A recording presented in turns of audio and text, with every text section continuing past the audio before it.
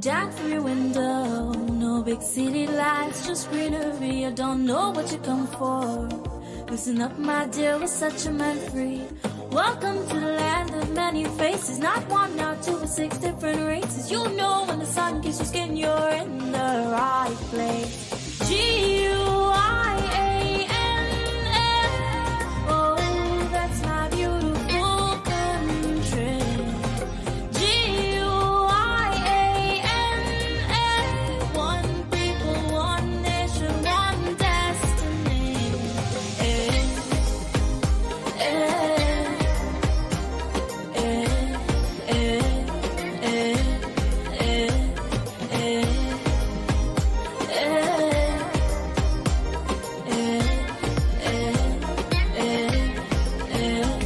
Don't stop for a minute. Come, let me take a walk with Brother Tiki. You'll see our landmarks and our monuments. They're so unique.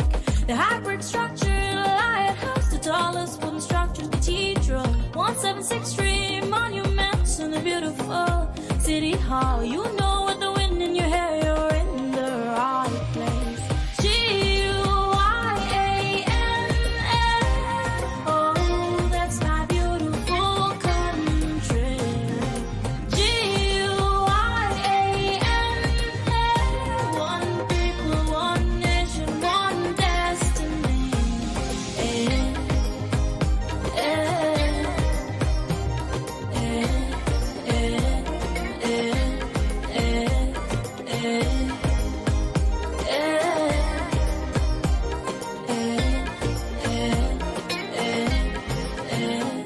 Look down from your window, no big city lights, just greenery. I don't know what you come for.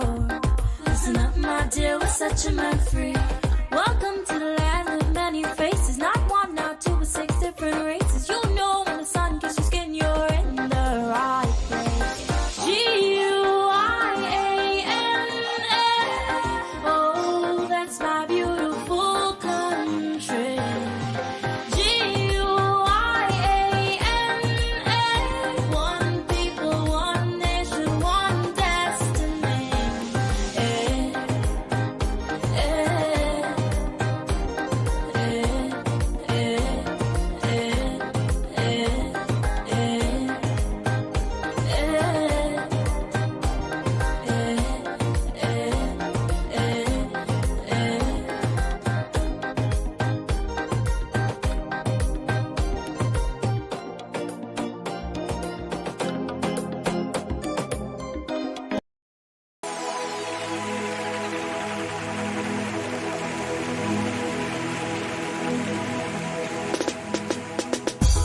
Yeah, well, it's me again. Everyone level it for the microphone stand. Check the trend. Yo. Yeah, well, it's all about love and unity, peace and harmony, respect in every aspect. Yes, sir. Check it. What happened to the days when we used to come together and used to live as one? When love used to flow through every girl and woman and every boy and man. Now there's so much war and crime and destruction moving through this land. But all the youths them come to turn that around. Then we go sudden. Everybody stop the fuss and the fighting. Cause this is the time for uniting. All of me brethren and sisters. Holy for love we sharing. Where we sing love and unity, peace and harmony. Love and unity. Hey, hey, hey, hey. Love and unity, peace and harmony. Love and unity. Hey, hey, hey, hey. Right, I know me come tell you something. The war and crime is no fun thing. Put down the knife and the gun thing. Leave that for hunting, where we sing. We want the war them fi end. Right, I know we come set the trend. Cause we want a better future for we family and friend them. So we go sudden.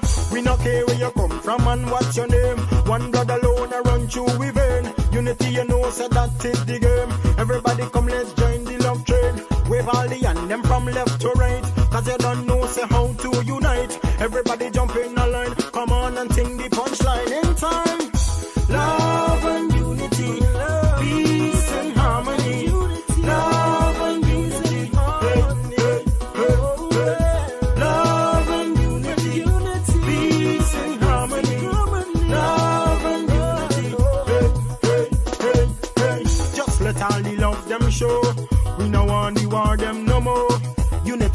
best way to go. Let's go, let's go, let's go, let's go. Only Father can set me free from all mental slavery, so we can live in harmony, you and me in harmony. In my brain and in my mouth and in my hand, me know me have the skill to set my foundation. Nobody could have never stray me off from my plan. Me son about the rhythm, I said about the version. Come me, put me trust in the Almighty One. I ain't give me knowledge, not to mention wisdom, cause him give me guidance and protection. And that is why I can stand and say, yeah, love and unity, sing it with peace and harmony, sing it with me, love and unity, love and unity, peace and harmony, love and unity. What happened to the days when we used to come together and used to live as one? When love used to flow through every girl and woman and every boy and man. Now there's so much war and crime and destruction roaming through this land. But all the youths them come to turn it around. Then we go salute. Everybody stop the fuss and the fighting, cause this is the time for united. All of me brethren and sisters, holy power we share it. Here we say, love and unity, peace and harmony, love and unity, love and unity, peace and harmony, love and unity, love and unity, peace and harmony, love and unity, love and unity, peace and harmony, love and unity.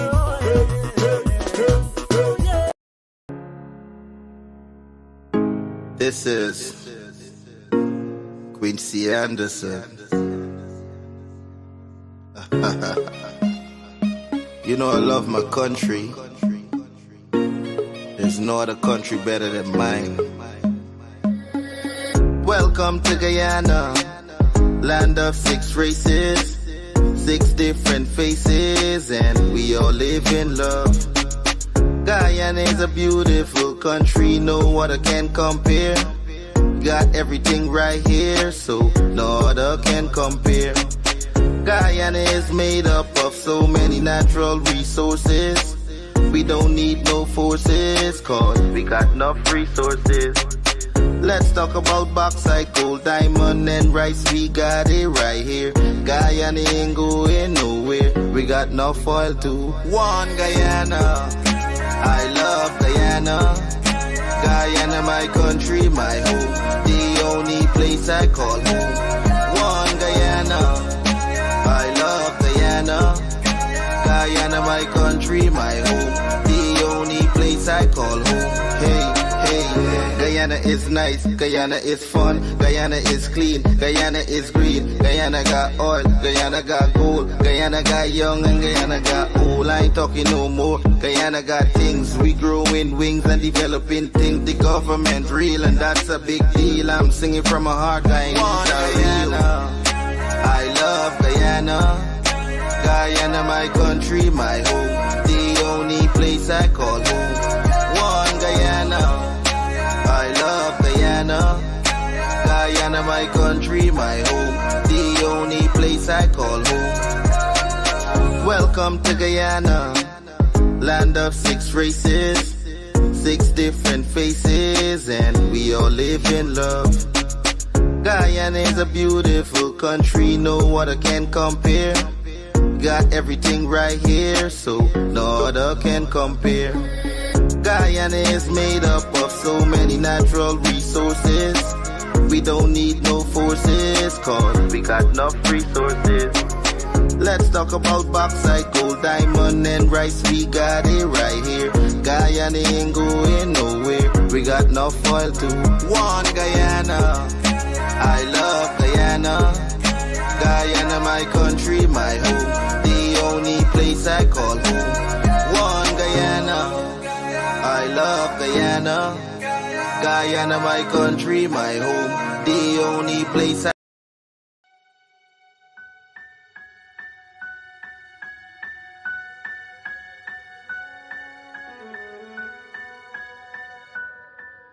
If I think about the ways you make me smile, be sitting here and smiling for a while. Although I know I make you cry sometimes, your happiness is ever on my mind. I cannot repay for everything you've done, but my love for you burns brighter than the sun. No matter where my feet and mind may go, my heart will lead to you and you alone. Guyana, Guyana, I'll be holding on to you forevermore. Guyana, Guyana, may the blessings of God never leave your shore.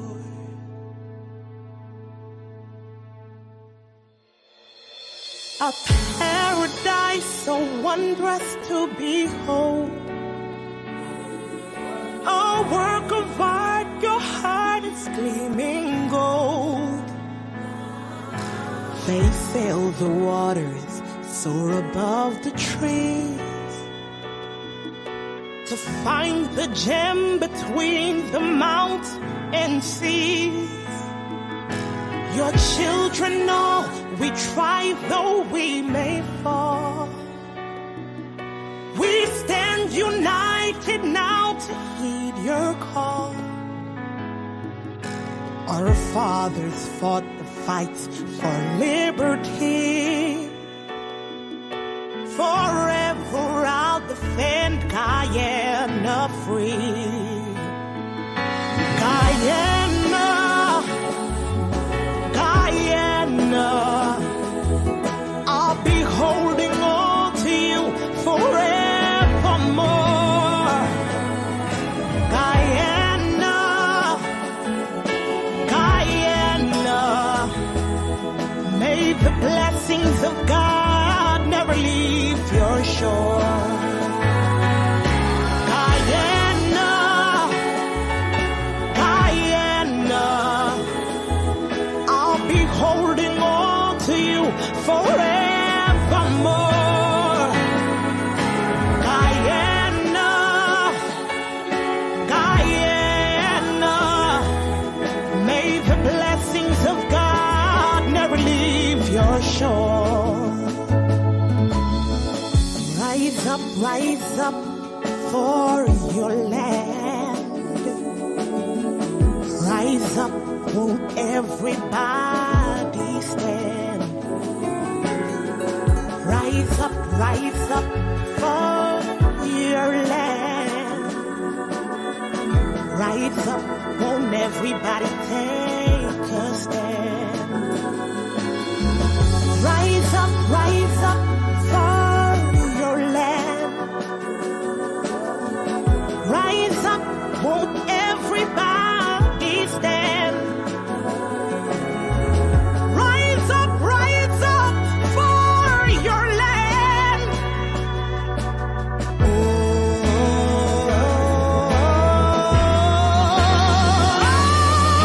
Guyana,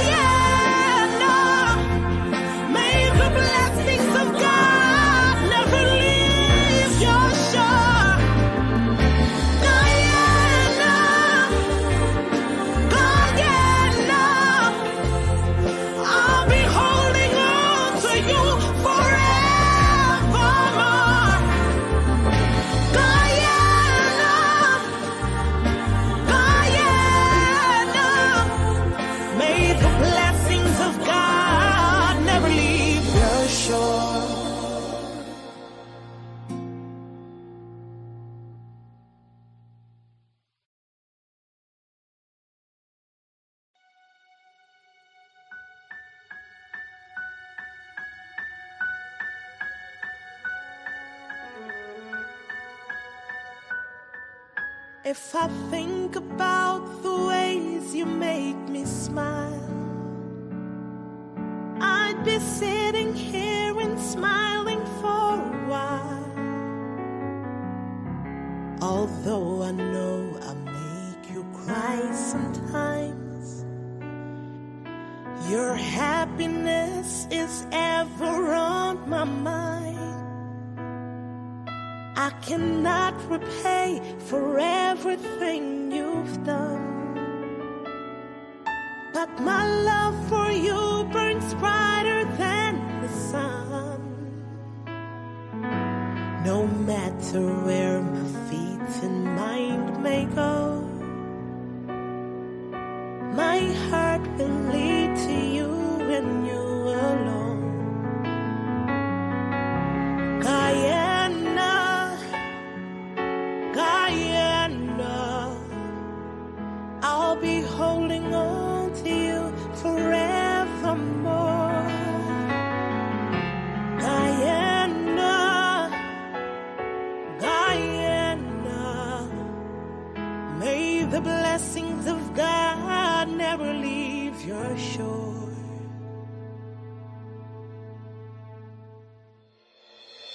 A paradise so wondrous to behold, a work of art, your heart is gleaming gold. They sail the waters, soar above the trees, to find the gem between the mountains and seas.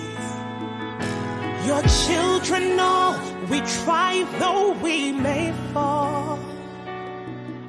We stand united now to heed your call. Our fathers fought the fights for liberty. Forever I'll defend Guyana free. Guyana, Guyana, I'll be holding on to you forevermore. Guyana, Guyana, may the blessings of God never leave your shore. Guyana, Guyana, I'll be holding on to you forevermore. Guyana, Guyana, may the blessings of God never leave your shore.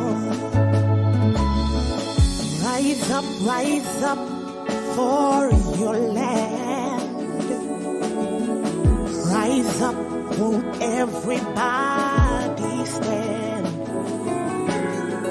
Rise up for your land.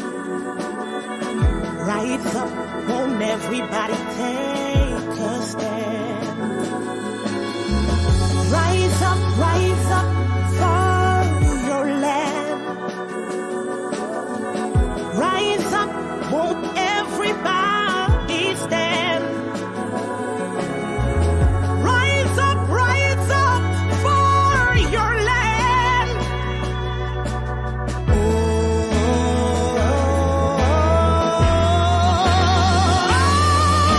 Guyana,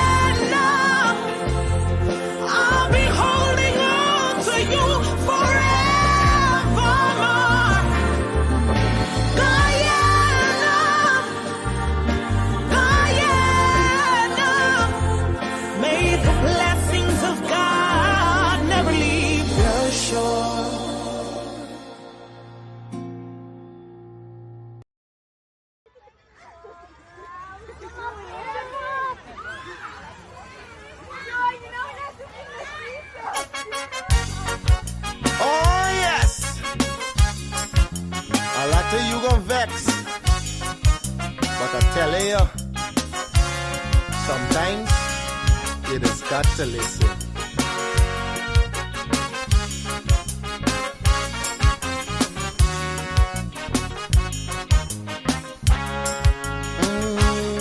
There's a child in every home and every community. They will grow up to be symbols of unity. They'll be colorblind to race and ethnicity. That's the vision of a leader like President Irfan Ali. I'm talking about the one Guyana where our people can live in peace, where every race trusts each other, where racial prejudice no longer exists. Our children will have one Guyana to grow up in a land united and free with equality and blessed with prosperity. For too long we've been fighting one another. It's race against race, but in the end the country suffer. Oh, we were born here, not in India nor Africa. But if we can't get along, the foreigners gon' eat we suffer. We must put an end to racism. Let it end now with this generation. Together we'll develop this nation.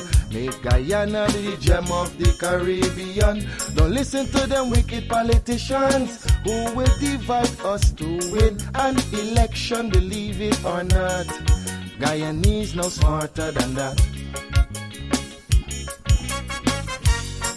Yeah, I told you, it's your boy Padmore. Unity is the key. We are all one and we should be treated as one.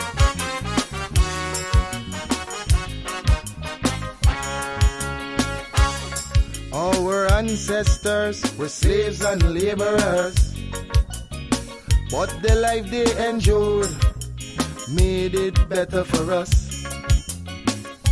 We honor their sacrifice and the freedom they bought for we.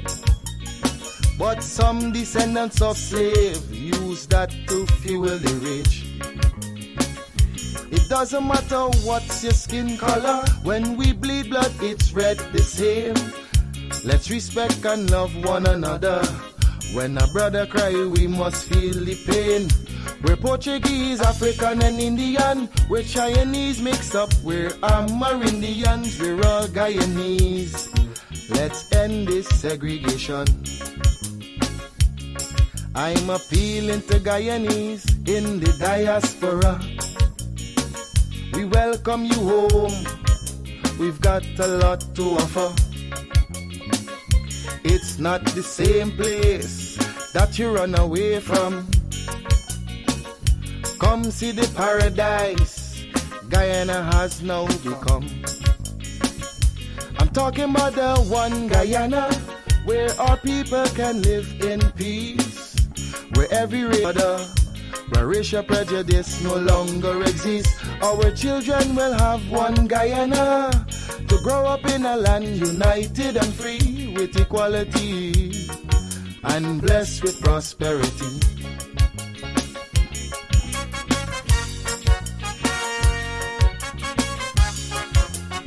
It's a message I just want you to understand.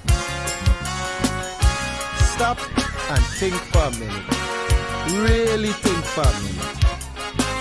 If we can't fix the present, then we should work on the future.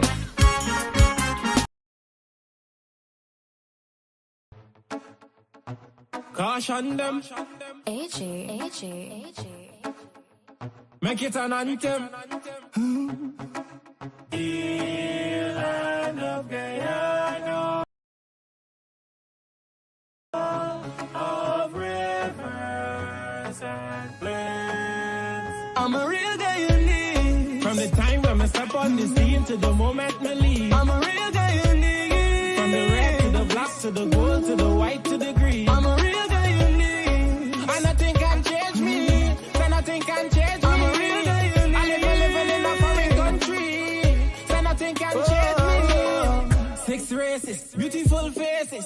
Put your hand them in the air if you're not racist.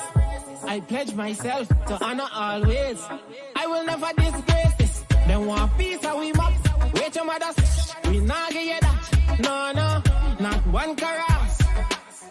Not a blade of grass. Listen up, 83,000 square miles. Oh my God, we find aisle. Me not tell you no lie. Guyana nice, but no swear for my life. Land of many waters. Bring out all the leaders in the sun, them and the daughters.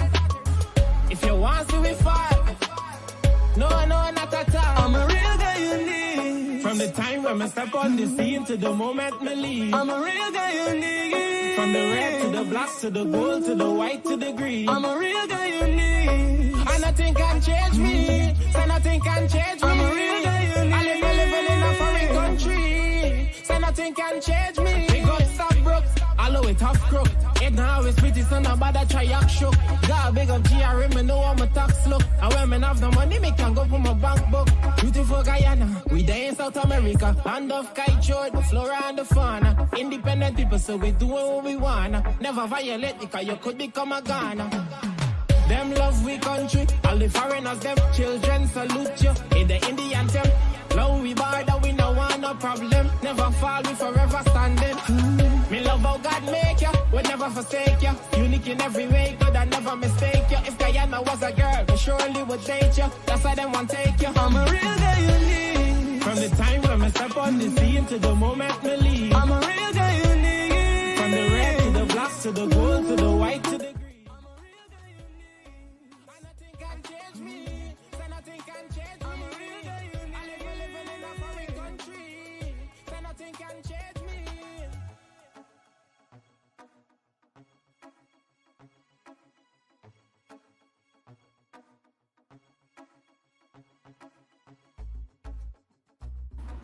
So thank you for being here. That thought about COVID just triggered me thinking about how difficult it has been in the last several years. This is about 3 years, just over 3 years of the new government.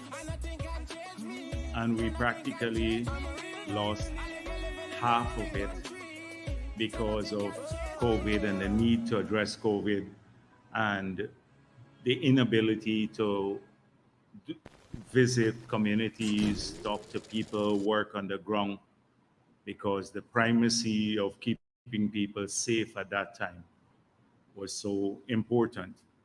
And the achievements of the government that you have seen so far, often we don't view it in light of all of those challenges that we faced and the constraints too. Until now, we are reeling from some of the impact of COVID. Every week people run editorials and they do articles about cost of living increases, but the global disruption of production and trade that happened in the COVID period was unprecedented. And that led to severe consequences for many countries. Here in Guyana, we fared much better than many of those countries, including in abating inflation and having our people still have access to food supplies. In some countries, they did not have that. So it's been if you go back down that road and all of the planning that we've had to do and making sure that we get the health system up and running and efficient, or as efficient as possible, given those constraints, it's been a huge burden. But let me come back to more pressing issues now. Earlier this week, there was a press conference hosted by Mr. Norton. And he brought with him Mr. Ramjatan to the press conference. Now, the press conference sought to address mainly the Venezuelan issue and the Venezuelan presence in Guyana, and the threats that it may pose to our country and our sovereignty. But this was, as usual, a press conference lined with half-truths, a lot of fabrication, conjecture, lies, and we've grown accustomed to that coming out of Congress Place. But it was also dangerous because it touched on a very sensitive issue, that is Venezuela and our relations with Venezuela, and could be misinterpreted by many who are not so familiar with the antics of APNU, Norton, and Ramjatan, to view this matter in a manner that is detrimental to our national security and our national well-being. And that is why it requires a robust rebuttal. Had it not been so sensitive, I'd probably let it slide. But there are a few things we discovered, that are become apparent now from this press conference. That so-called divorce that AFC and APNU spoke of in 2022, that they had spent a number of years as coalition partners and they were going their separate ways, the AFC, and this decision was made at the highest level, has been exposed as a fallacy. When that happened, Ramjatan spoke of it. I dismissed it as a gimmick, that AFC had no base, had lost its base totally in its support because of the corrupt practices of the AFC members in government and because of their excesses, not just in terms of in financial matters, but in policy matters, and also their arrogance in their interaction with people. They forgot their base totally, and therefore they lost it. The policy actions relating to the callous way they dealt with the sugar industry and the taxation and all of these matters. So I pointed out that it was just talk. Many people saw this as a sign that the AFC was intent on rebuilding and going back to its core ideals that it professed that it had before 2015, which was democracy and being a good church force and a force for good and for accountability, that they were attempting to go back to that. Well, this press conference has disabused people's minds that there was a divorce between these two organizations. They're all together, and they will go to the elections together. Secondly, they dealt with a grave matter, but here you are two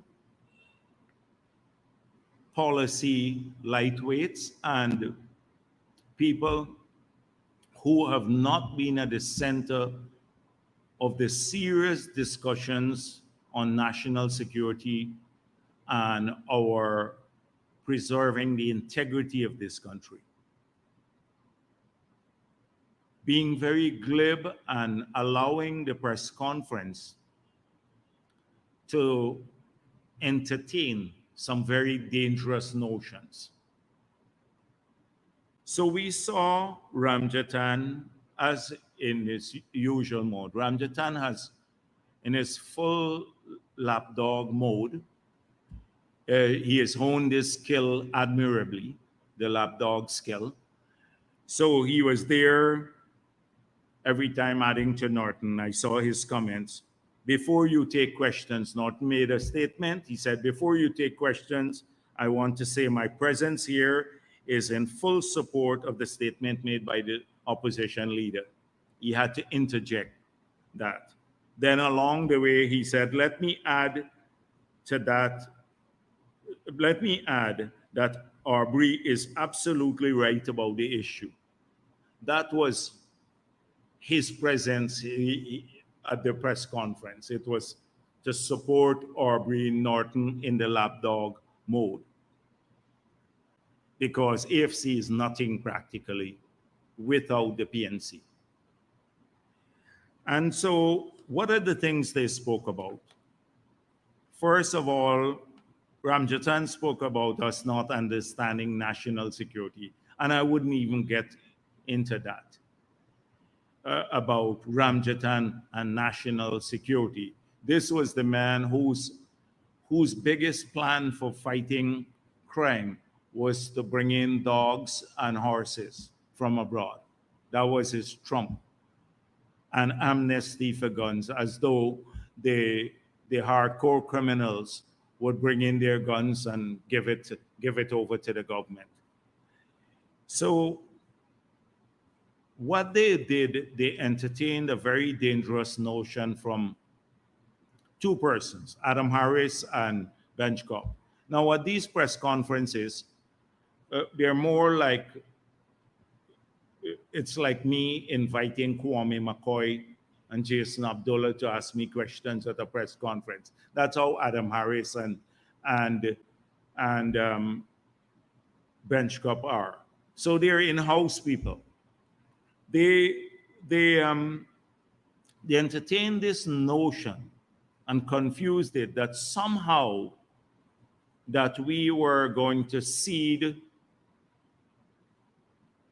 control of our exclusive economic zone, or we agreed to share our exclusive economic zone with Venezuela, and that I had said that we agreed to do this. And then from Ramjatan's comment, if you listen to him, he confused it with what is before the ICJ.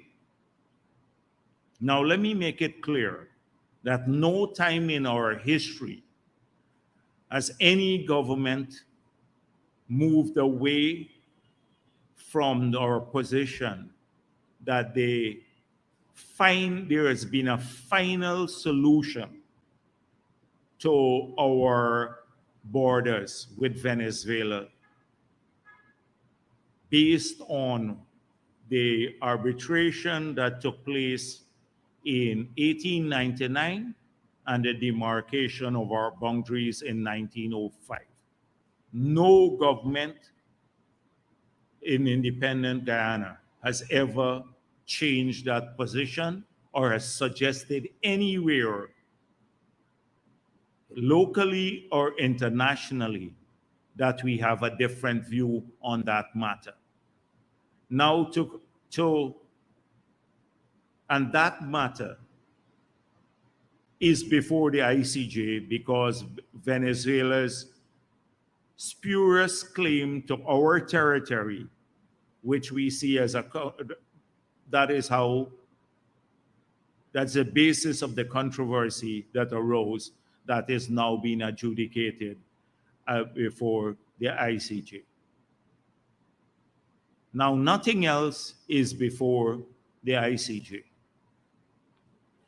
And for Ramjatan to take a false statement from Benchcop and Adam Harris and then convert it into something that is before the ICJ is a very dangerous thing to do. Because by implication, you're saying that somehow they may have been a different position between the political parties here in Guyana or by a former president. Now, our maritime boundaries, the demarcation of the maritime boundaries, that final demarcation will have to await the decision here. But as far as we know, based on our land borders, we know what the maritime boundaries are. And there has been not a single proposal ever to share this with Venezuela or exclusive economic zone. But the mere fact that they entertained this at the press conference could be viewed from abroad as though we have a difference of views here on these matters. We have had a single position in government and out of government, the People's Progressive Party, and a national consensus on this issue, which is that our boundaries are inviolate, they are established, and they cannot be altered. And that Venezuela's claims to any part of our territory, these claims are spurious. So I just wanted to make that clear.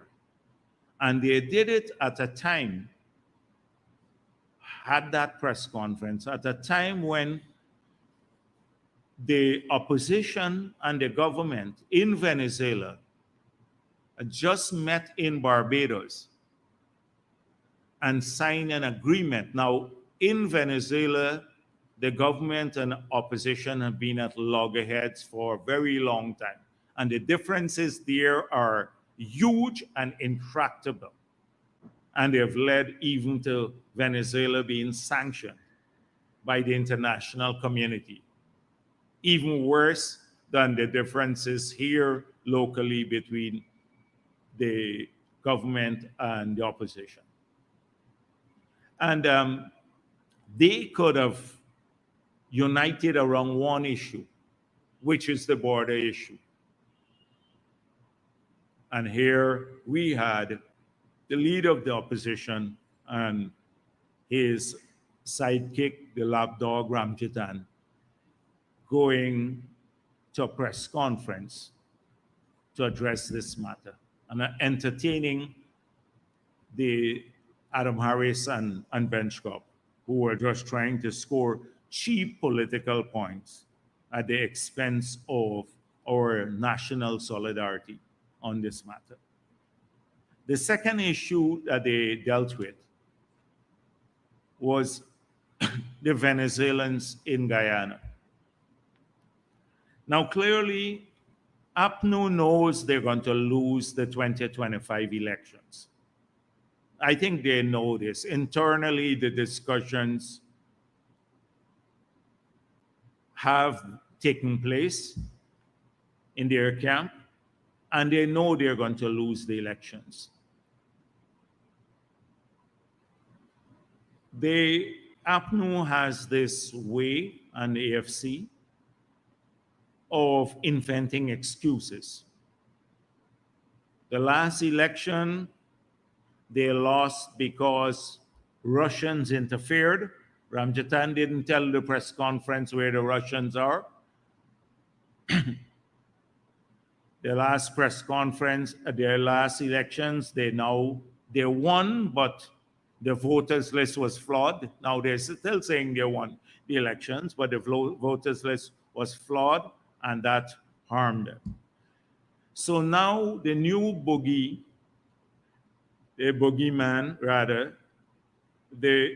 is the group of people who are here now, the Venezuelans, who are here, that somehow they're being registered across the country in large numbers and by the People's Progressive Party, and they will determine the outcome of the next elections.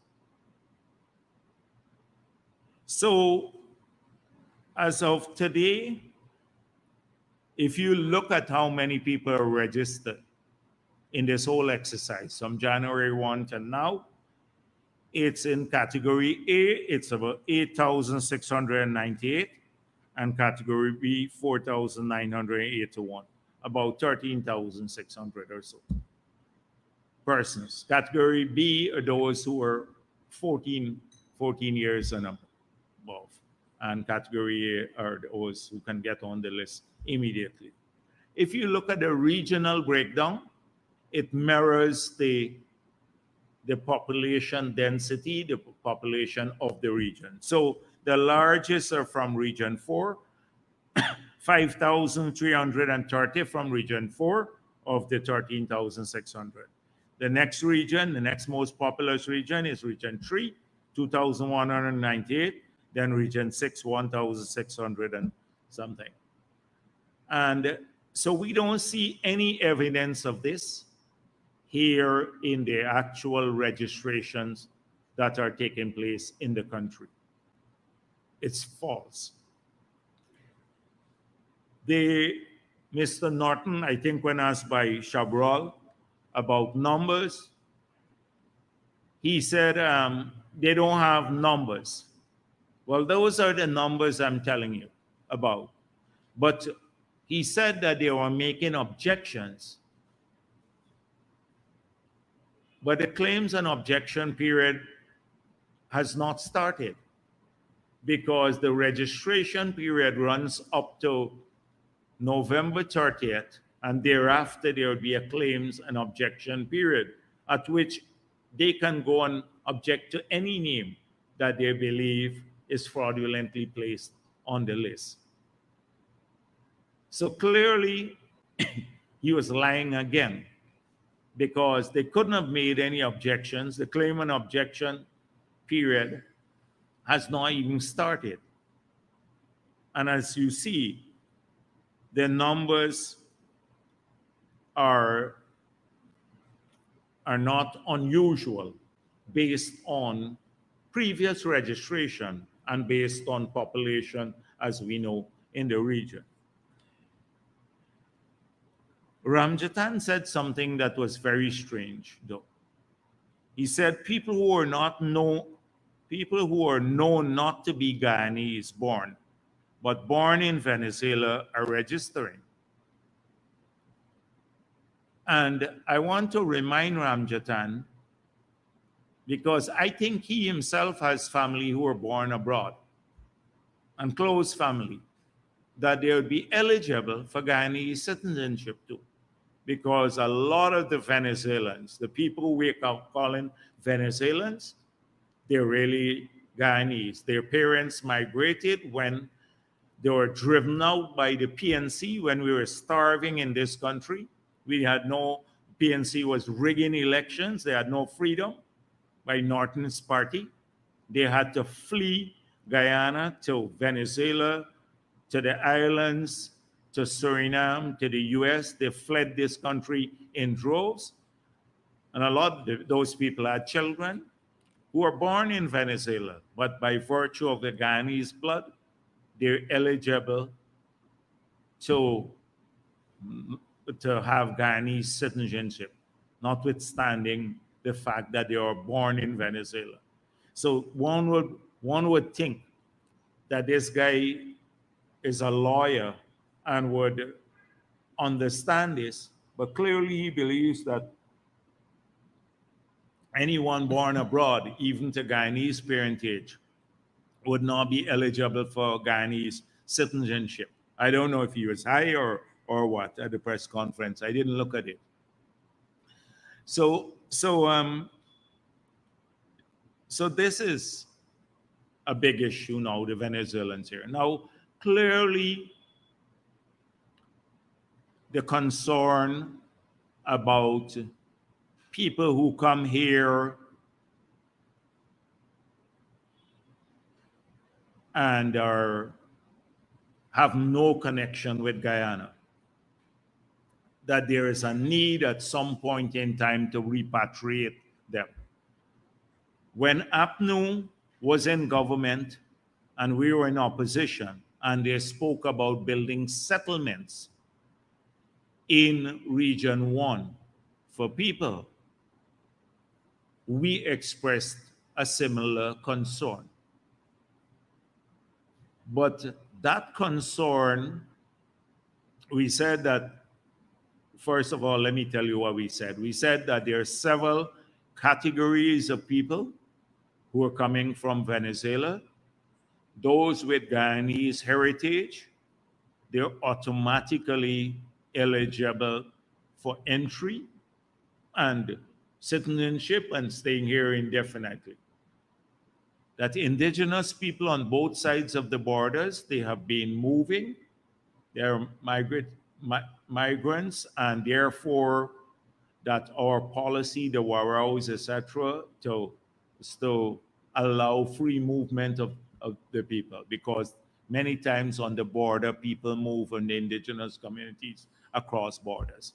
And then the third category are people who have no connection to Ghana, who come here as refugees, that at some point in time, they would have to be repatriated. But their pathway, they're not getting citizenship now. So their pathway to citizenship would be a long one. So clearly, that concern is a valid one. But the way it's portrayed now by Norton, as though the Venezuelans are being exploited and we're bringing them here in droves for electoral advantage, it's nonsense, pure nonsense. And it's just a lame excuse for them, what they expect in 2025, already expect, which is losing the elections. I want to ask Norton if the Venezuelans caused them to lose 67 of the 80 local government bodies. If it was the Venezuelans who voted in Bartica and Madia and all of those places that caused them to lose those communities, or in Linden, the 2,000 additional votes we got from Linden, whether it's Venezuelans who voted, or in Georgetown, the 5,000 additional votes that we got, whether they're Venezuelans, or in Mocha, the additional votes are all these communities. It's not Venezuelans. This is just another APNU red herring.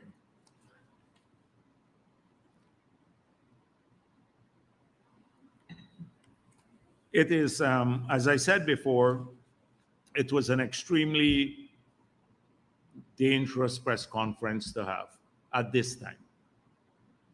That when we're now at a crucial stage, our case is before the ICJ where it belongs.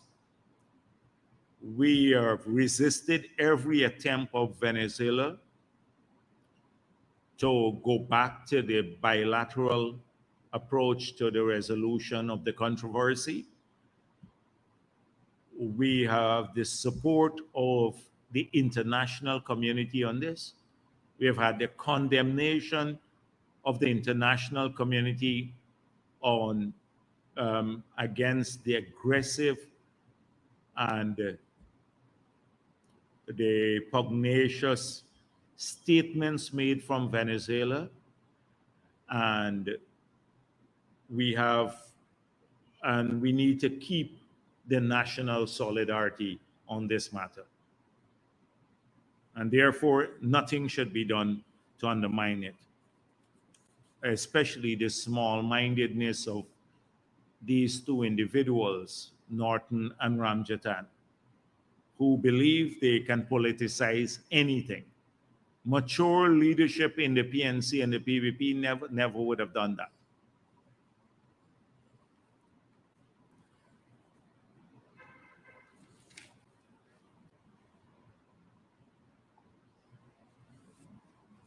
There are several things I want to come to. But before I do so, I just want to go back to this Gulsuran matter because it has made the headline once again. And you know by now, the last time I was here, I said, I was written to by his friend Ramjatan saying that if I don't apologize for saying he lacks integrity, they will sue me. And my lawyer responded, you saw the letter, outlining why I think he has no integrity, and urge him to file the lawsuit. He claimed that he couldn't effect service on me. I said the last time, please send it anywhere to the Anil Nandalal or to whomever. He was written to that effect, could drop it off by my lawyer. I will accept it as service and we will respond accordingly. Then I saw the issue surface again. They're more interested in publicity surrounding the matter. So I explained the last time why I believe that Gulsuran lacks integrity and why I will defend it in the court. And he has now responded. So let me quickly go through a couple of his responses. So Mr. Gulsuran claimed in his letter that one, he looked through the PNC manifesto and did not find the statement that I read out at the last press conference in the manifesto, that is not in the PNC manifesto of APNU manifesto of 2015, that 28 to 35%, and this is what it says, reducing procurement fraud, estimated by Mr. Anand Gulsuran, the former Auditor General, to be about 28 to 35% of total procurement spending of $140 billion. So he claimed that I'm basically lying, that that's not in the PNC, the APNU manifesto for 2015. He looked through it, couldn't find it anywhere. I have the manifesto here. I have it on the page here, page 46 of the manifesto. This is it. Can you please, I'm gonna send a copy to him or his lawyer. This is a manifesto uploaded by David Granger himself. And if you go, you check Brigadier David Granger and the manifesto that he uploaded, you will find that there. So he couldn't find it there. So he sought to make a number of excuses. But I want to go back to Kiana Wilbur. This article written in June 7, 2015. It says, Chartered Accountant Anand Gulsuran contends that the weak systems of national procurement and tender administration needs to be addressed by the new administration once and for all, as they are costing the country approximately $28 billion annually. So he actually said it. Now, he claimed that he met me at the British High Commission. The last week I said, in opposition, I said to him, could you please come and tell us, we're forum or go in the newspapers or anywhere else, tell us how we are losing $1 billion. Forget the 28 to $35 billion or $50 billion, that's percent. he said in the APNU manifesto. So that could work up to as much on the upper end, $50 billion. Just tell us how we are losing $1 billion. So he lies and he says, I met him at the British function and I said, I wanted to debate a miler, and he was ready to do it. Well, we can do that at some point in time, but what I said to him, can you please tell us how this happened, which projects we lost this money on? Because if you claim we are losing this huge sum of money every year through fraud, you should know at least which fraud, which project is fraudulent. He refused to do so. So in my press conference that I had on the 12th of June, 2018, this is what I said that this number was false. I'm not going to read everything again. Please allow Gulsaran to explain how 28 to 35 billion was stolen per year between 2010 to 2014 by procurement fraud.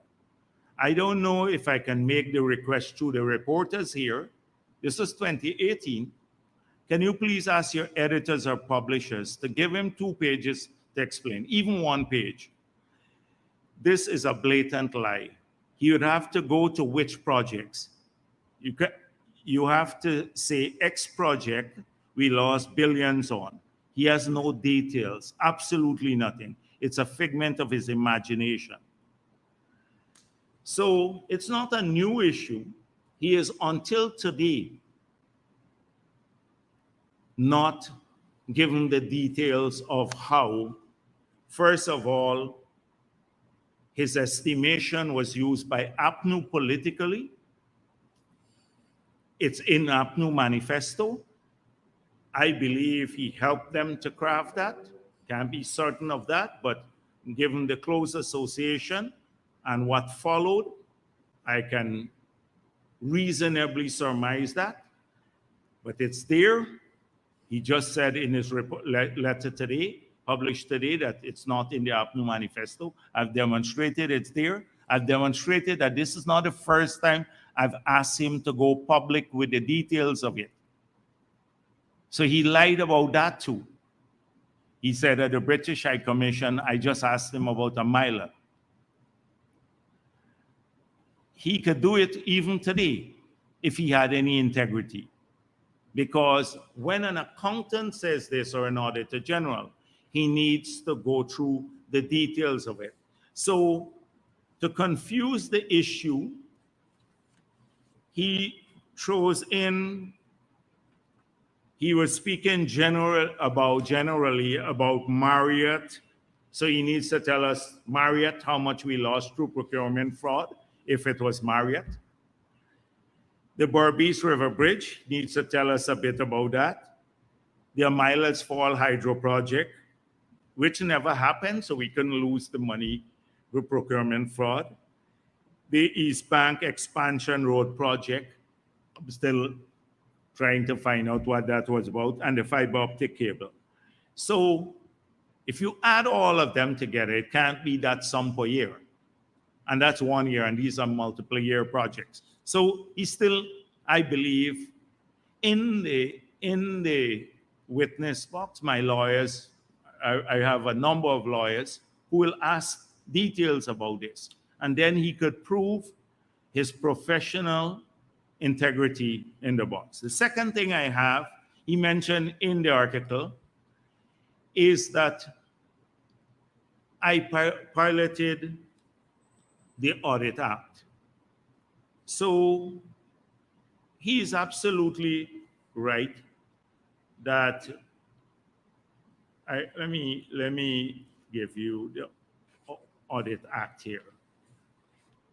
So he said that I piloted the Audit Act through the Parliament. Now, this is the act here.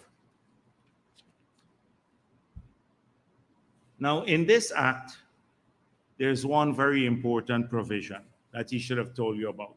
So in 2004, when I was in the Ministry of Finance. This was tabled in Parliament, and I piloted it through Parliament, as Gar was not there. And we expanded the scope of the Auditor General to audit more entities, because the Constitution gave him the right to audit public accounts.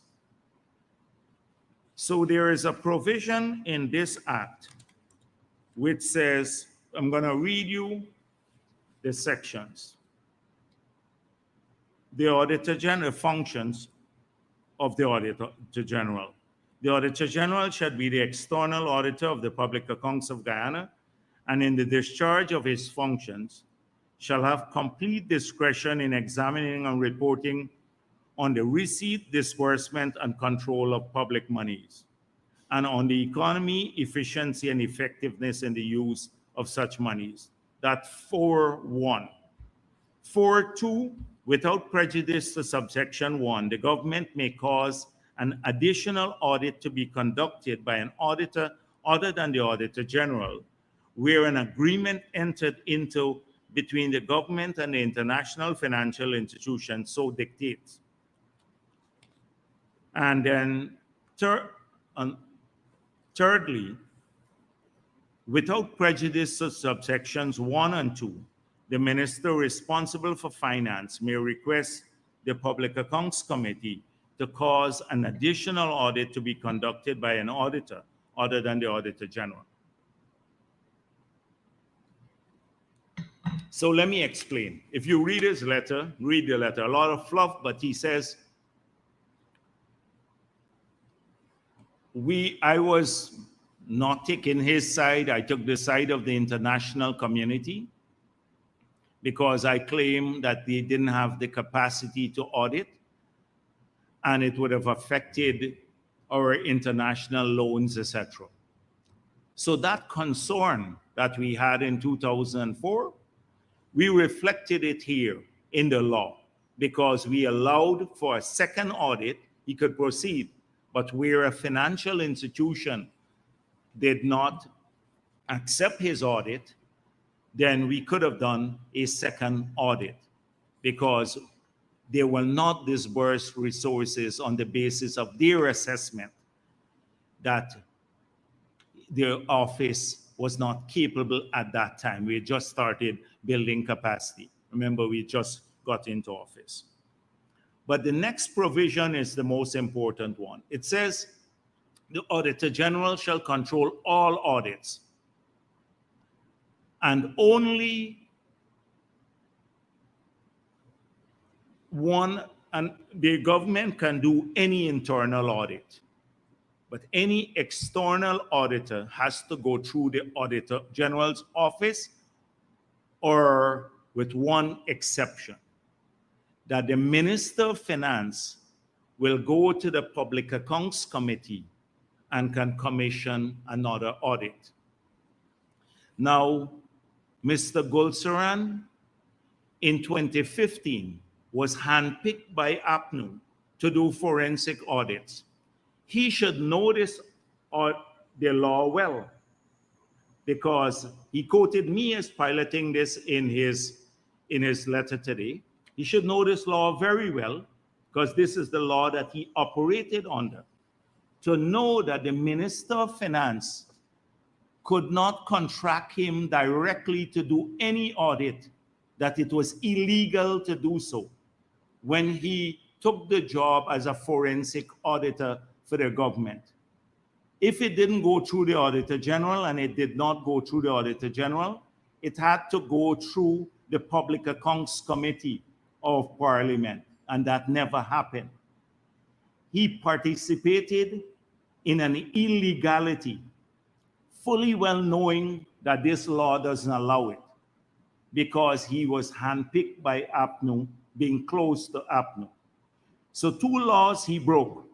This law here, knowingly, and the same Procurement Act that he writes about. How come he was not concerned about how his services were procured for millions of dollars without a public tender? That it should have gone through a public tender for procuring the services of the forensic auditors, but he was not procured through a public, his services not through a public tender, handpicked, given the work for millions of dollars in violation of the Procurement Act of this country. And secondly, it was done in flagrant violation of the same law that I piloted, that he operated under all the years. So we will be asking about this too, about when we talk about integrity in public life, and he writes all the time about this. He will have to answer about why he took a job without any tender. If he knew it was illegal, he should know best about these things. And the fact that he now makes it that in his letter he was arguing for his staff. He never argued for his staff. He came with this obscene request to address his salary, and we had to do it in the act. The act is the proof itself, the Audit Act, where we index his salary to that of the Chief Justice. We had to do it because he said, we said if we do this, it will trigger generalized increase with the staff. And he was adamant. And we had to index him. His staff didn't get an adjustment at the time of this act. And this fabrication, he wanted to take a loan to pay his staff or something. He can't take a loan. He has no authority to contract loans. The audit office can't do that. Only the Minister of Finance. So all of that is a red herring. You should read the letter, and it leaves a lot of openings. So I intend, these are just a little snippet of what I will demonstrate. This man has been writing for 15 years now on everybody. Ashley Singh is not accountable. Nobody is accountable. And he had a free pass. He said out of the goodness of his heart, he came back to Guyana after he had some introspection when he was abroad and came back to serve the people and then left because of the dolphin scam. The only reason he came back because he had again this obscene request to continue working abroad and keeping the position as Auditor General here. And we had given him several extensions and approval to do that. And we said, enough is enough. After so many extensions to work at the UN, the office here needs a substantive Auditor General. So you either come back or you give it up. And he came back and got very upset with us. And then he said he left because of the dolphin scam. So a lot of those things will come out in the court case. And it's time the reason I'm doing this is because for too long we have allowed people to get away with their lies. I saw another one named Charles Sogrim, a total failure from the AFC days. He just posted, I sent some people to burn down his furniture factory. I didn't even know when I was president. Now I'm finding out that he had a furniture factory. But they post these lies all day long, and we've just ignored it. It's time that we start making people accountable for what they say. So he will get a chance to give all the explanations when my lawyers question him in court, and then demonstrate how pure and how he discharged himself in all of these areas with the greatest of integrity. It's my position. I maintain the position. He has no integrity to speak on anything, having violated these things himself. In keeping with my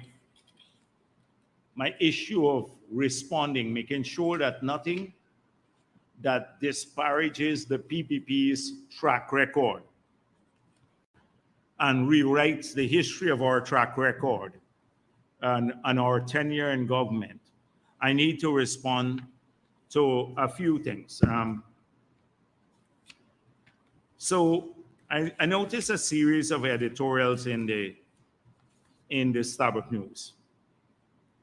And what struck me is that the one on 14th of October seemed to be written by a PNC person. So listen, a living wage. It's titled A Living Wage. So it speaks about all of this money that we have now. Again, the same line, to pay everything out, pay everyone a high wage and stuff like that.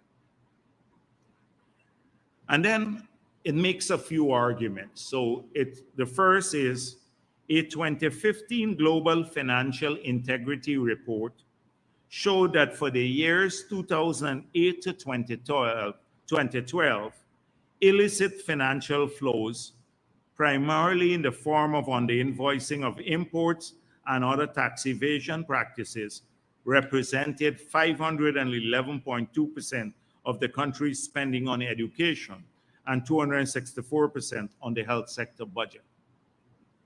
Now, we've addressed this matter before, but why would in 2023, someone use a 2015 report for the period 2008 to 2012? 11 years ago, in the period when I was president. So what does it say now? It just shows you this fixation. We've addressed this issue before, but on October 14, 2023, they're using a 2015 report to speak about what happened, what they claim happened in 2008 to 2012 in financial flows. So what happened? This didn't stop this on the invoicing practices, etc. This, I explained before that in looking at balance of payments, often there is an error. And the error is used because there's always a mismatch. It's a balance sheet. So the error item is often considered illicit imports or on the invoicing of imports. But today I'm not going to explain that again. But clearly someone had a design to show that, in that period on the Jagdeo, this is what happened. 2015 report to 28 and stuff. The same article says, it goes on to speak about the 16% VAT. The Bharrat Jagdeo imposed 16% VAT caused the biggest spike in inflation in 2012 of 12.3% in 2007. Now, in 2007, I just went online. I typed in 2007 inflation. This is what came up. 2007 inflation up by largest amount in 17 years. Guess which country? The United States. In 17 years, the 2007 inflation was the highest for 17 years in the US. And why? There was a spike in global energy prices and food prices in 2007. If any person had just done that, check the year 2007, but they said it was the VAT that caused this. The VAT caused this spike in inflation. The US didn't introduce VAT in 2007. They had a sales tax long before, but they had the biggest spike in 17 years in 2007. So it was a global issue. The fact is, so they lamented this 16% and said, oh, I mentioned when we introduced it that it would be revenue neutral. So I had explained this before, that the VAT, when we introduce VAT, we remove a whole series of other taxes, including the consumption tax, which had rates of 0, 10, and 30%. So the consumption tax were removed, and 4 other taxes, including the excise tax, and all of those were removed. And they were all combined in the value added tax.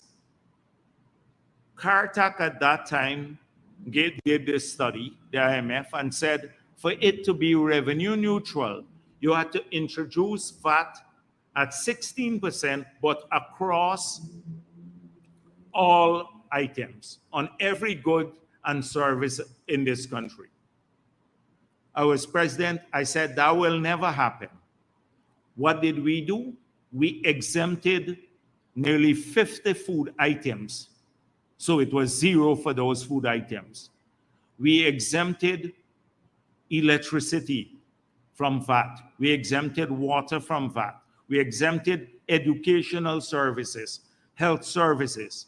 All of these were not data. All of those were exempted from VAT, just to make sure that it was done in a manner that didn't affect ordinary people.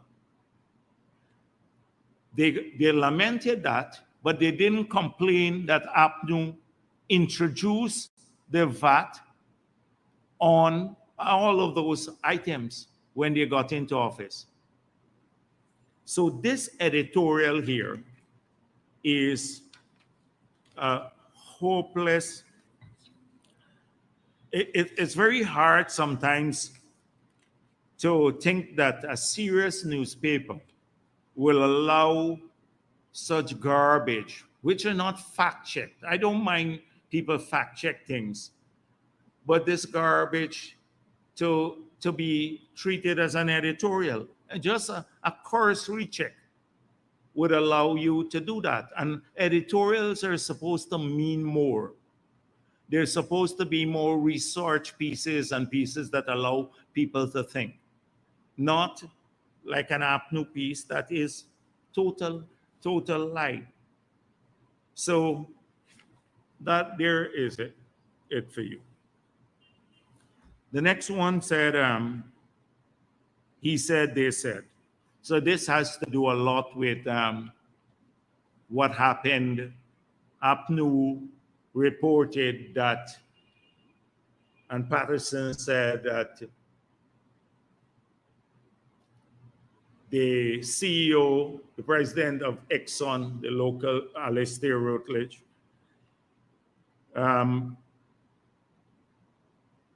said that there was an agreement on the figure for the audit of $3 million. I said to the newspaper, I said to the press conference, President Ali spoke with several individuals. He spoke with the GRA.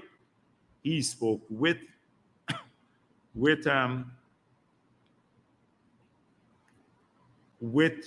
Bobby Gosai. He spoke with Mr. Rutledge. Mr. Rutledge said to him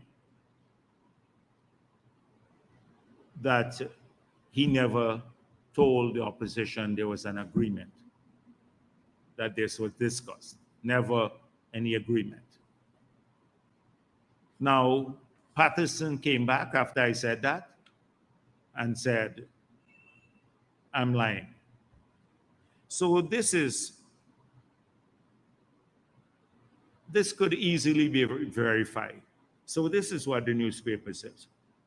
So either Mr. Jagdeo is lying or the 5 opposition members are lying. If 5 people are lying in consort, that would constitute a conspiracy of sorts, which is highly improbable in this particular instance, given all the details of the exchange they've supplied. So they're saying that it's highly improbable that 5 APNU persons could lie. And I'm thinking about the election results. How many of them got together and lied? Not just 5. The whole leadership of the APNU and AFC about their statements of poll. And they find that highly improbable. So this could have easily been verified. by calling Exxon and asking the individual what he actually told the people, and let them sort it out between Exxon, because that's what he said to us. As far as we're concerned, we didn't care what he said to them, because we know once our advisor, which is the GRA, said to us to close the audit at 214. That's the number, and that stands as of now. So notwithstanding what Mr. Rutledge said at his press conference, that was the government position and remains the government position. And I'm happy that the GRA clarified it, that the letter he wrote to them and to IHS Markit was never intended to reopen the issue of the 214. In fact, he has already advised the government since August 8th that that is the figure that we close it at. And we have been consistent throughout. That's our position. So I don't know who is lying, whether it's the ExxonMobil, Mr. Rutledge, or the APNU cabal. But for Stavros News to say that I am lying, either Jagdeo is lying, I'm just reporting what I was told by the president. It's easy to answer that. And if you're saying the president didn't call him, it's easy to find out. I just said that the president called, and I believe it. In fact, I called Mr. Rutledge too, and he confirmed the same thing. So it got to be the APNU who is lying here.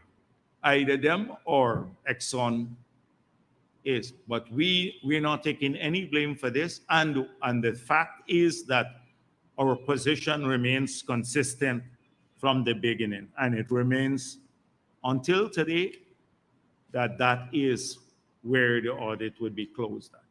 I've said that from the beginning. 6 months ago, I said this. Even before this whole controversy erupted, I said that. And that's our position as of today. We have remained consistent on this issue. I'm going to deal quickly with a couple of oil and gas matters because I see the Kaichor News people here in full numbers and I didn't want to disappoint them. So,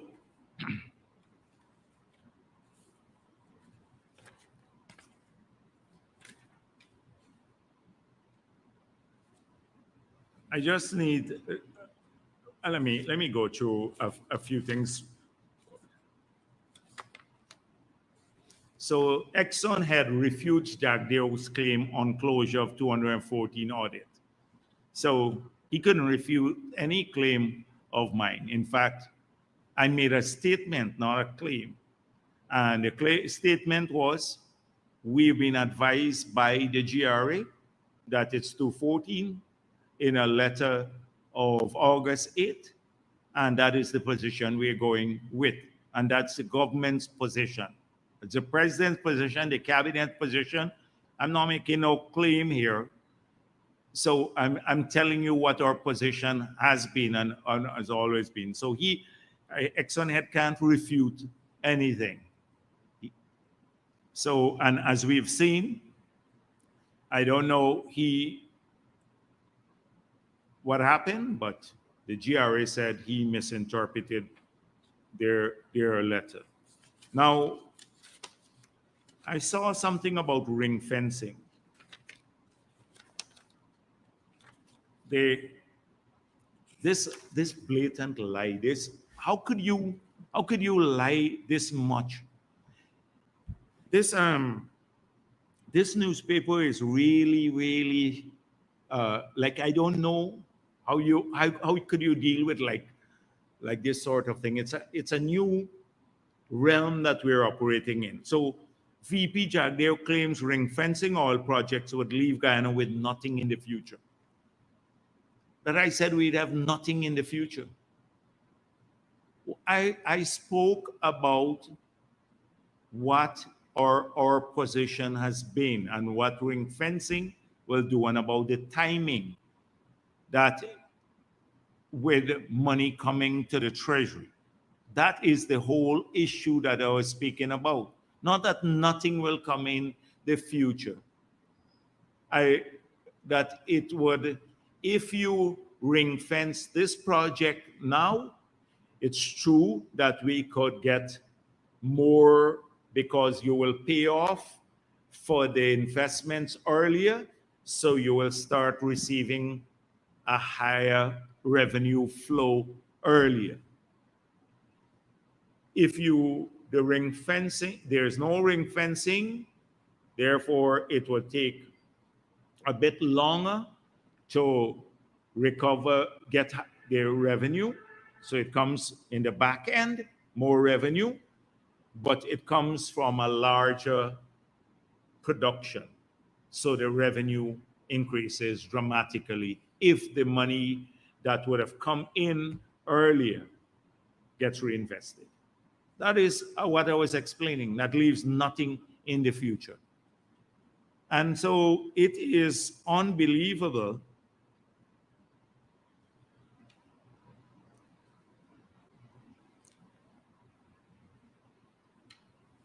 It's so assuming, and the idea I was going after is that if you end at one project, that is what I was talking about, not future money. Because if you end at one project and you ring fence and you collect and there's no new investment, well, then you're not going to get any additional resources in the future. The nuances are often lost on Glenn Lal. So Glenn Lal says, Lal said he was astonished to hear Vice President justify selling out his country by not ring fencing the oil project. He was astonished to hear, if you say anything that sounds technical to Lal, he doesn't understand. How he's astonished to say anything. So this is a daily thing. And now we're losing 4 billion while hundreds of Guyanese go hungry daily. Lal justifies foregoing 4 billion to Exxon yearly. Anyhow, maybe I shouldn't bother too much. I'm just wasting my time here. Let me go straight to questions. Yes, please.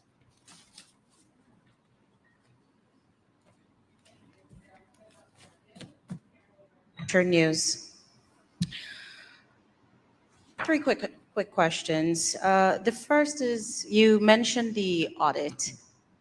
Given the tedious nature of this first audit and all that we've seen unfold, and also considering the fact that Guyana will have to stand the legal expenses for ExxonMobil should we go to arbitration, has government at any point in time considered collecting a settlement and moving forward? That's the first question. No, because if the settlement is our advisor, we had two sets of advisors. The first group that conducted the audit, and they said there are 214 here that should not go into the cost bank or come out of the cost bank. And our technical guys said, that is the GRA said, we should close the audit at that level. I don't believe there is scope at this stage for that, especially given the magnitude of reduction that Exxon is talking about, moving from 214 to 3 million. So that effectively, if you're saying we settle at $3 million, and that would effectively leave government maybe with half of that or so, those figures are not palatable at all. So we would have to maybe go to arbitration on this matter. Has government sort of started crunching the numbers on how much it would cost to go to arbitration? No, we have not done that. But I think this is the easiest way. And given also the kind of populism of the like Kaichor News and the others. I think you need an independent third party to deal with this. If you settle on any figure with Exxon, if you settle at 200 million, you'd have somebody saying, oh, we gave in to Exxon. And if you settle at 3 million, it's worse. And therefore, you need a third party that would deal with all of these issues. Maybe a third party that could be agreed to by in both ways.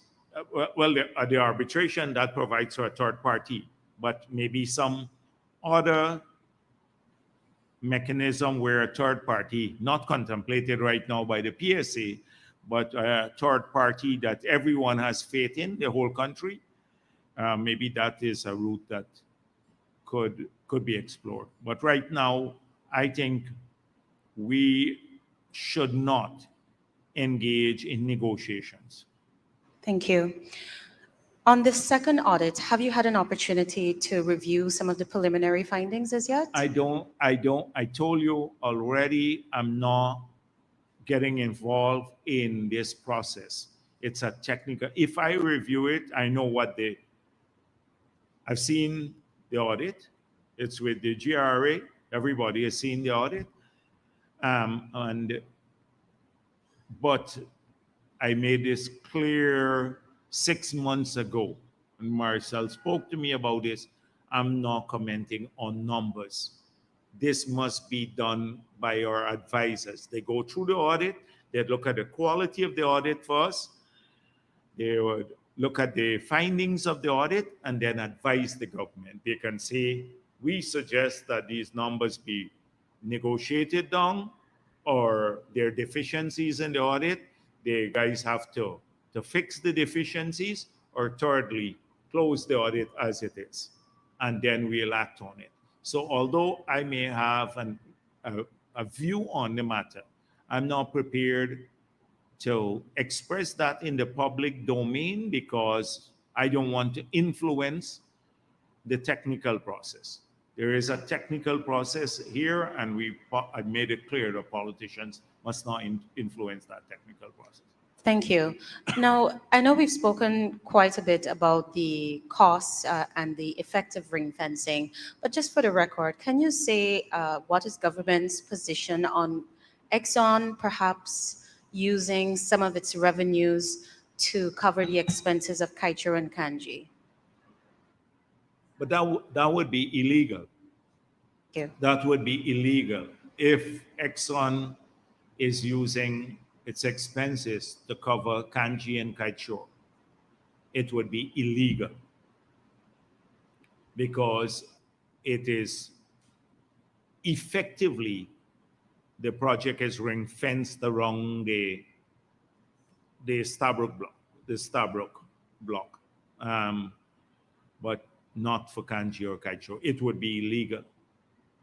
Thank you.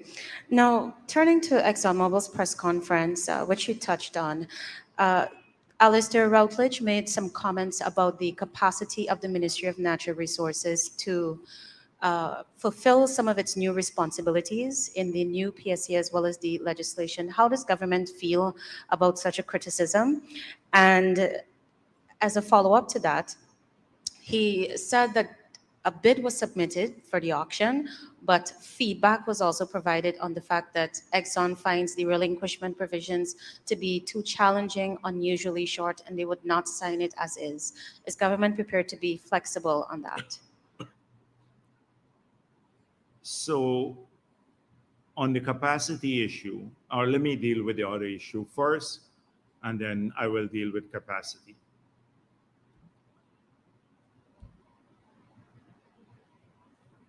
Let me make it clear that we went through a public process to finalize the new draft PSA, the new PSA, and petroleum activities bill.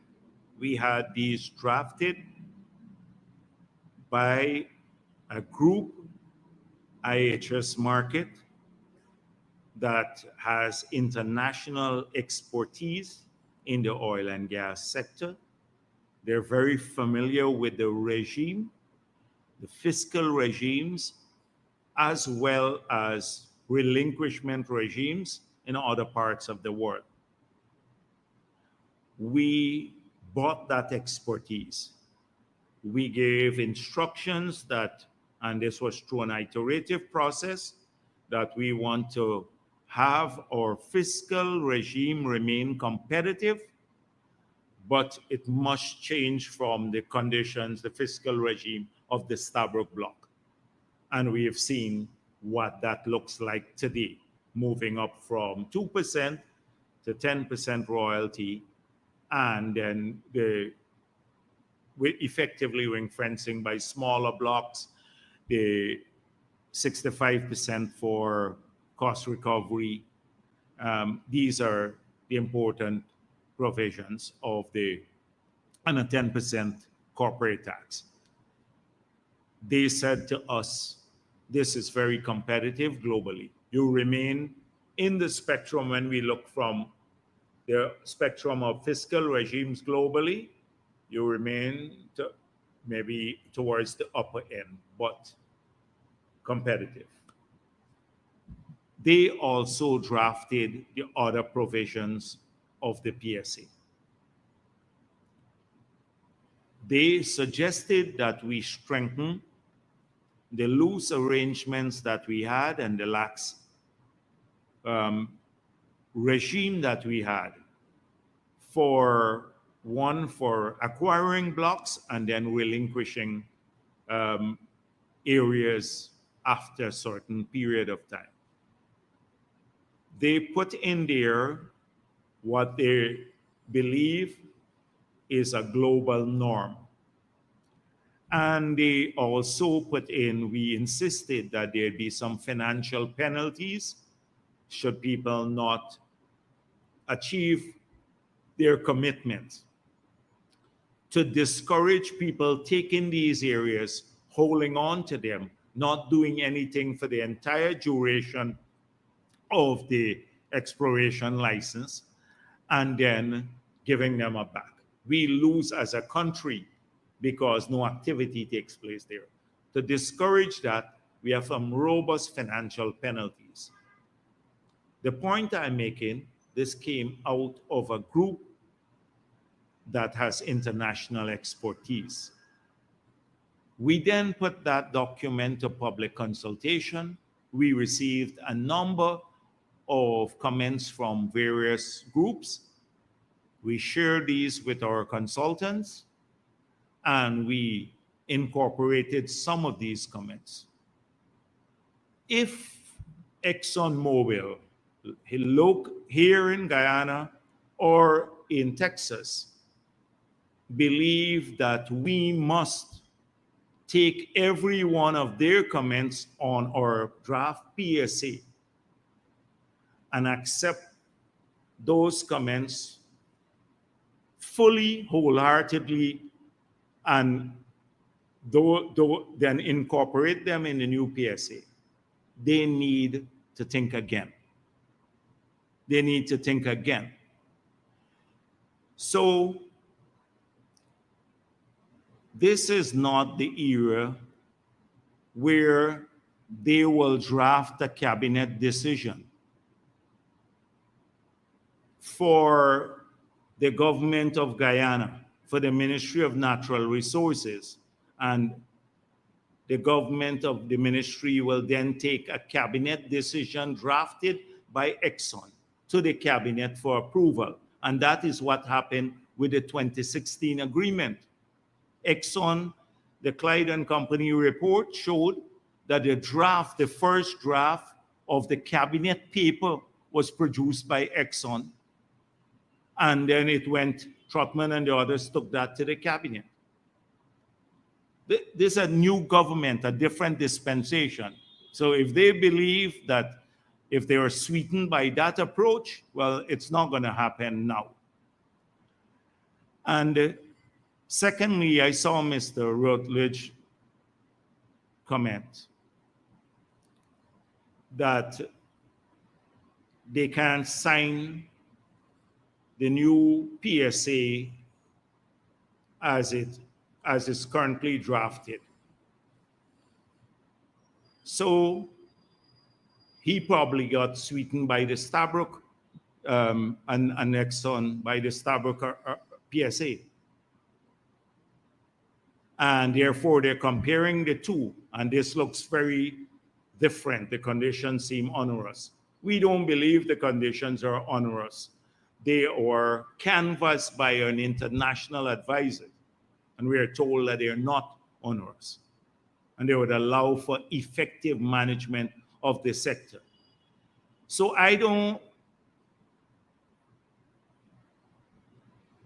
if they don't want to accept the conditions of the new PSA, now I'm not saying that it's hard and fast and there'd be nothing like minor things change when we get to the contracting stage, but not the core terms, not the fiscal terms. Those fiscal terms are settled, what I just explained to you. We're not going to weaken the PSA to suit ExxonMobil, the new PSA. So if they don't want to sign it, fine, they don't need to sign it. We're not going to just change this PSA and make it the way Exxon wants it. That probably happened in 2016. It's not going to happen now. So Mr. Rutledge should look at their capacity, and we want them to do well in Guyana. We want them to produce the oil, want them to produce increasing amounts of oil. We want them to make money. We want to make sure that this country gets its fair share of the money. We want our oil produced in a safe manner, protecting our people. We want Guyanese to benefit from this production through local content. That's their responsibility. Our capacity, we will deal with it. So his comment about, oh, we may lack capacity, the way I saw it is that we must weaken the provisions of the Act or the PSA because we don't have the capacity to ask for all of this information and process all of this information. We just spoke about the building of the capacity now and moving to operational, make sure that we proper police these contracts at the operational level. So if that's his thinking, we must weaken the provisions. So because we don't have the capacity now, it's short-term thinking. We don't subscribe to that at all. We had world-class provisions in the law and the PSA, the new PSA, and we build the capacity to police them. If they have to submit data on time,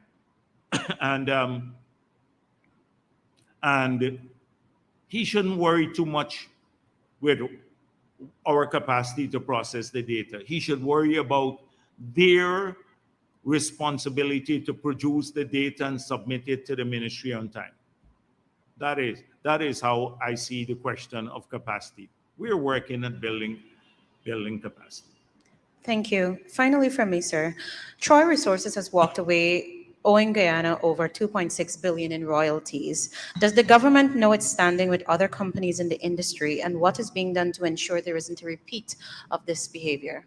As I said before, I would, on that Troy matter,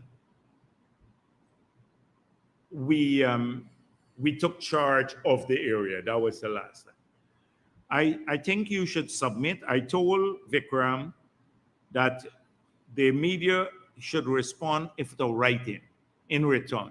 Can you please send these questions to me and let them respond in writing from the ministry?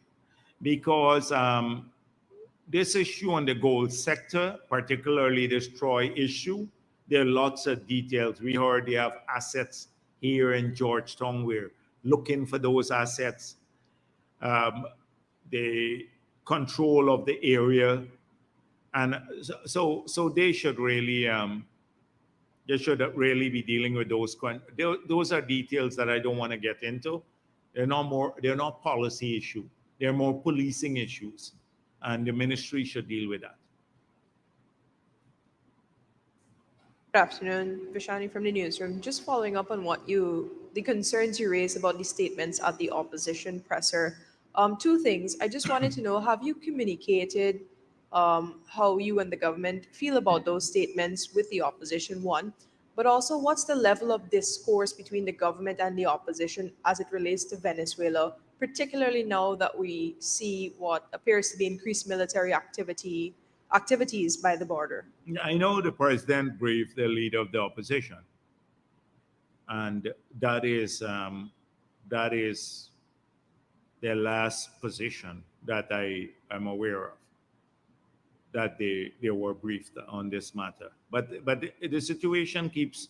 The president is out of the country now, so when he gets back, I'm sure that there'll be further engagements. We're going to register some of those concerns you spoke about here today with the opposition leader, perhaps? I don't think we need a meeting to register this, but I think he should be aware of this. It's coming from the PNC, he should know this. Coming from the PNC, he should know this, particularly at this time. He could have easily raised. We have seen no evidence about Venezuelans overrunning our registration system or anything of that sort.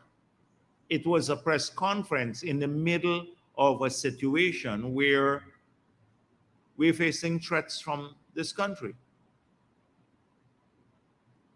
From Venezuela. It was, the timing of the press conference was a bad one.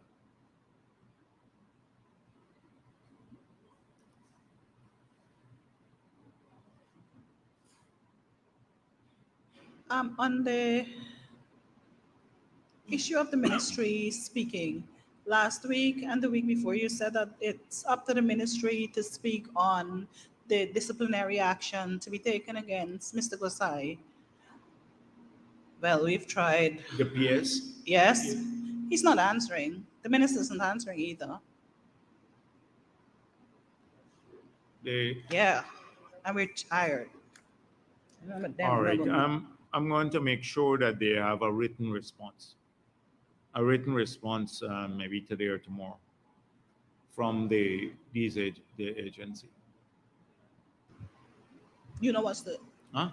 You know what's the action? No. I'm not taking all of those issues. I get sucked back into the routine issues.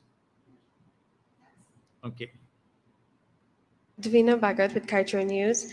Mr. Jagdeo, Exxon Guyana's president has claimed that the country is not paying an interest rate on its investments in the Stabroek block. Can you confirm this? Well, if he claims that that's what you have you confirmed it? I'm asking you to confirm, sir. I'm not confirming anything of that. I'm not confirming anything. If he says that, and there's an interest rate, and there's a charge interest rate in the cost bank, then it wouldn't be allowed. So it's a straightforward matter for me, as far as I'm concerned. Thank you. Sir, Routledge also indicated that Guyana is way behind on auditing the company's multi-billion-dollar expenses. There are some concerns regarding, us moving ahead and approving so many projects. How do you respond to those concerns? About what? Guyana approving more and more projects, even as we are yet to audit so many of the company's expenses. Yeah, but they're two different things. They're producing and one is audit. the licensing of the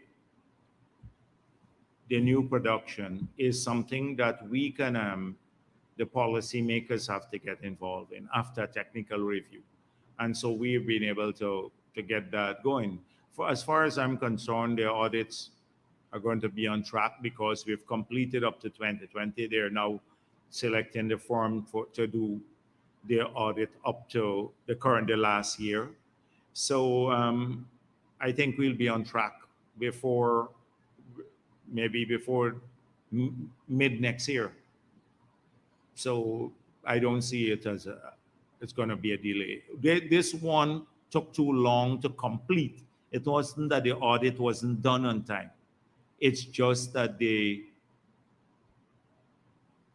movement of the report between the parties that are interested in this matter, the IHS market, the Ministry of Natural Resources, the GRA, and ExxonMobil, that languished, and that is what led to this long period. Yes, that is what led to the long period of it not being closed. So I think that the whole question of delays in audit will go away by next year because we can complete the next audit if we get the contractors hired now or the consultants hired before the end of the year to complete it by mid next year. And that will bring us almost current.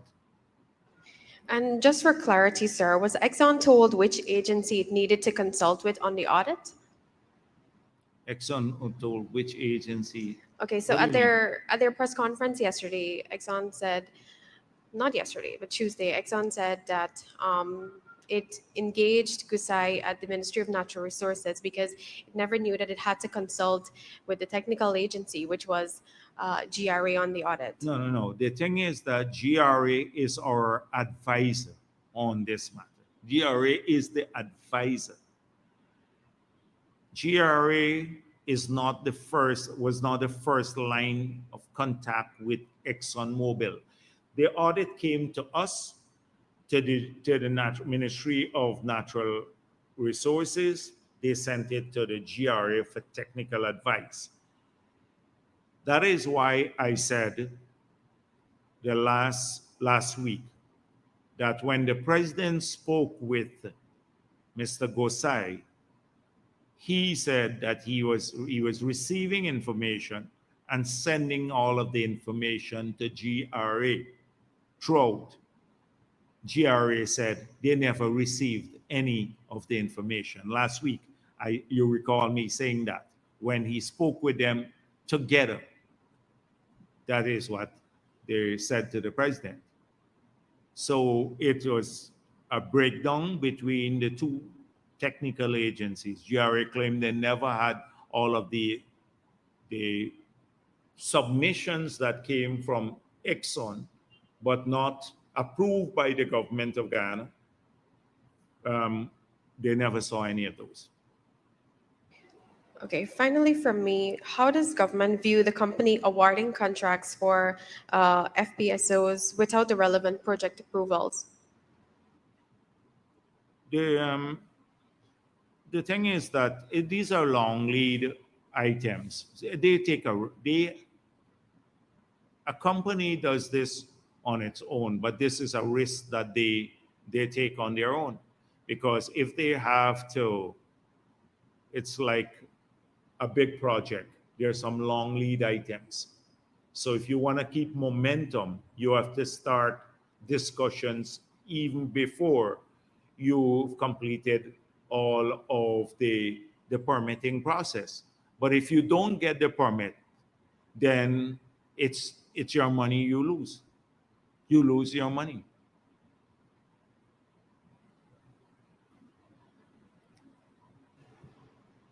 Good afternoon, Shaquan Gill, Department of Public Information.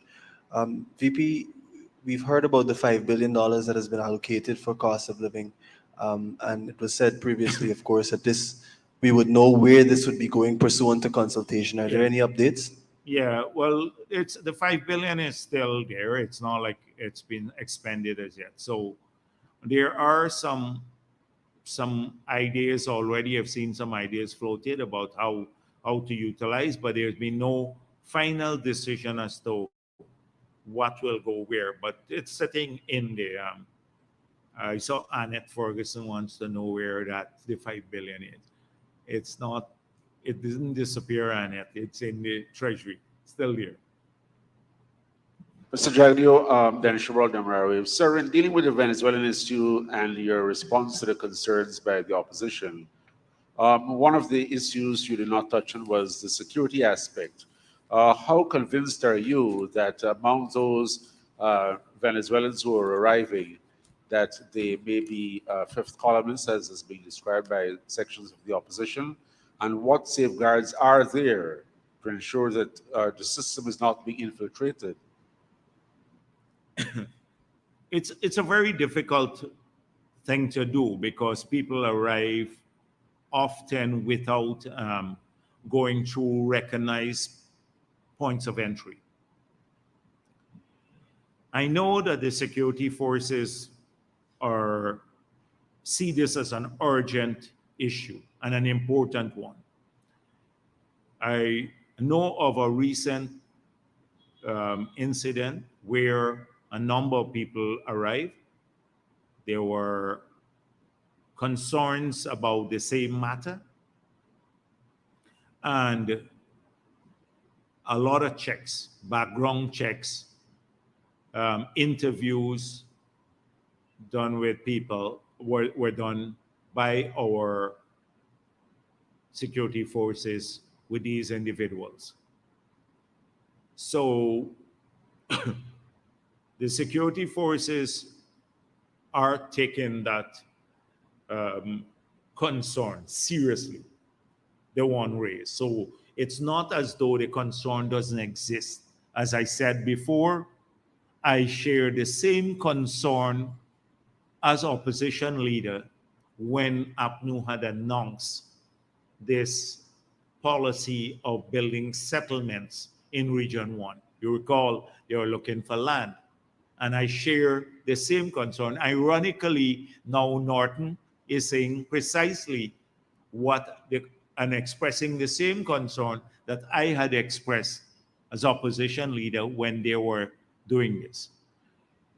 I just gave our position that we must not treat all the Venezuelans as a monolith because there are lots of people there who by our constitution have rights. They're descendants of our people, Guyanese. And therefore they have some rights that are different than the rights of the others. But the others have to be treated as refugees decently too. But the Guyanese have, and those of Guyanese parentage have additional rights once they're here. And our laws don't allow us to discriminate against them, or nor our constitution. But it is a serious issue.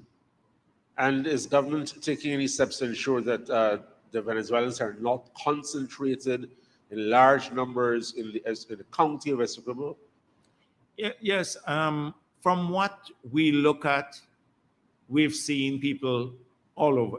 In Berbice, you have almost every area. We've seen no organized attempt to concentrate groups of Venezuelans in any geographic part of our country, any organized attempt. But we remain watchful. The security forces have, in these communities too, eyes and ears, where you have pockets of people living. And we can't be speaking about everything in the public domain, but I can assure the leader of the opposition that what he said now, we've been concerned about since they announced the plans to settle people. Felix was there announcing the plan to settle, and they had already identified the land. So to settle people there in region 1. Thank you.